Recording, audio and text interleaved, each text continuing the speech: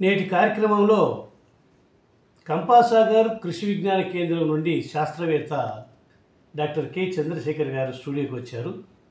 పప్పు ధాన్యపు పంటల్లో ఎరువుల ప్రాముఖ్యత అవసరం గురించి మన రైతులకు పెసర కానీ మినుము కానీ కంది కానీ సాగు చేసుకున్నప్పుడు ఆఖరి దుక్కిలో యూరియాను 18 నుంచి 20 కిలోల యూరియాను ఖచ్చితంగా వాడుకోవాలి. ఇంకొకటి చూసుకున్నట్లయితే భాస్వరం పోషకం అనేది చాలా అత్యవసరం.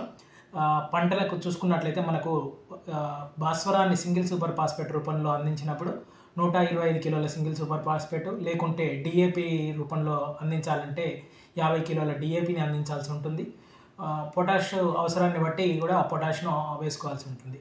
ఈ యూరియా కానీ డిఏపి కానీ పొటాష్ కానీ మనం చివరి దుక్కిలో వేసుకున్నప్పుడే పంటకు ఖచ్చితంగా అవసరం ఉంటుంది. మనకు పంట ముందుగానే చెప్పుకున్నట్టు వేరుపుడిపల ద్వారా నత్రజనిని స్థిరీకరిస్తుంది.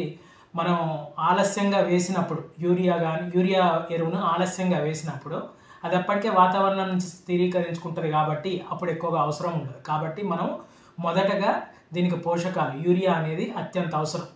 మొదటి 21 రోజుల వరకు దీనికి చాలా అవసరం ఉంటుంది కాబట్టి ముందుగా ఆఖరి దిక్కులోనే వేసుకోవాలి.